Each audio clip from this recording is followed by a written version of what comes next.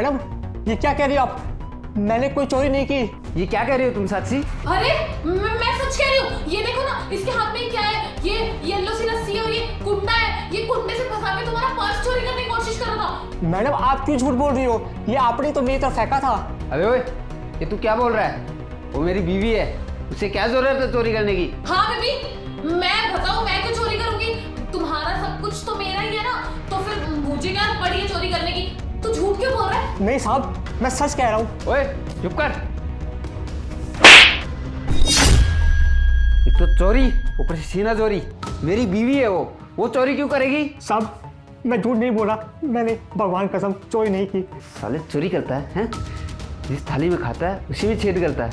हम लोग तुम्हें कितना अच्छा मानते थे, तो तुमने हमारे साथ ये किया। हाँ बेबी, इसको ना तुम छोड़ना मत।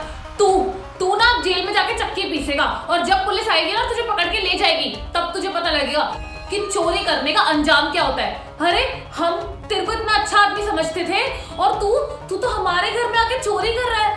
नहीं साहब, मैंने चोरी नहीं करी साहब।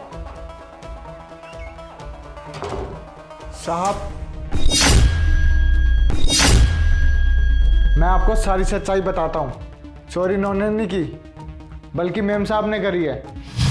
रामू, ये तुम क्या बोल रहे हो? तुम्हारा दिमाग तो खराब नहीं हो गया है? ये सिक्योरिटी गार्ड कम था जो तुम भी मिलके मेरे ऊपर इल्जाम लगा रहे हो? मैं इस घर की मालकिन हूँ, मुझे क्या पड़ी है चोरी करने की? हाँ, तुम जैसे नौकरों को पड़ी है चोरी करने की। बेबी तुम्हें पता है, यू नो व्हाट, मुझे लग रहा है कि ये चौकीदार और ये नौकर दोनों मिले हुए हैं। इन्होंने ना अपनी प्लानिंग पहले सेट कर ली होगी कि आधे आधे पैसे बांट लेंगे, तभी तो इस चौकीदार की, इस 2 टके की चौकीदार की हिमायती लेने ये हमारे घर का नौकर आया है। दोनों गरीब मिलके पता नहीं क्या साजिश रच रहे हैं। साहब हम झूठ नहीं बोल रहे, बल्कि मेम साहब झूठ बोल रही है। और मुझे पता था कि आप हमारी बात पे यकीन नहीं करेंगे, बल्कि मेम साहब की बात पे यकीन करेंगे। पर साहब मेरे पास सबूत है।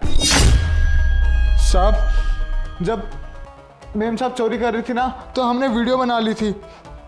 ये देखिए। साक्षी, ये क्या? तू अपने घर में चोरी कर रही थी? हाँ करी मैंने चोरी, लेकिन मैं और क्या करती? मेरे पास पैसे ही नहीं होते थे। तुम मुझे क्या देते थे? घर के खर्चे के लिए पैसे? कभी तुमने मेरी पर्सनल जरूरतों को समझा है? हर एक औरत को अपनी कुछ पर्सनल जरूरतें भी चाहिए होती हैं। तुमने कभी मुझे उसके लिए पैसे नहीं दिए। मैं तुम्हारे आगे हाथ फैला फैला के थक चुकी थी, मुझसे नहीं हो रहा था ये। अरे दे तो रहा था मैं तुम्हें पैसे। अब जितने मेरे पास पैसे हैं उतने तो दे पाऊंगा ना मैं। अब हर एक ख्वाहिश तो मैं पूरी नहीं कर सकता तुम्हारी, और वैसे भी तुम्हारी जरूरत के पैसे तो मैं तुम्हें देता ही था।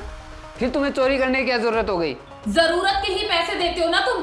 तुमने कभी ये सोचा है कि मुझे किसी चीज की एक्स्ट्रा भी जरूरत हो सकती है, कुछ मुझे चाहिए हो सकता है? अरे भाई मैं एक औरत हूँ और मेरे 36 काम होते हैं, 36 चीजें होती हैं। मेरा भी मन करता है कि मैं बाकी लेडीज की तरह बाहर जाऊं, घूमूं, अच्छा पहनूं, अच्छा खाऊं, अच्छा खरीदूं, लेकिन नहीं, तुम तो मुझे हमेशा से यही सिखाते आए हो कि जितनी जरूरत है उतने ही पैसे खर्चो। अरे यार कोई लिमिटेशंस नहीं होती लाइफ की। चुप करो साक्षी, तुम एक तो चोरी करती हो, ऊपर से सारा इल्जाम इन गरीबों पे डाल दिया। तुम्हें शर्म नहीं आती अपनी इस हरकत पे? अब है ना, बहुत हो गया, माफी मांगो इन दोनों से। मैं नहीं मांग सकती इनसे माफी, और माफी मांगे मेरी जूती। मैं तो कुछ भी नहीं बोलूंगी, इन्हें भगाओ यहाँ से।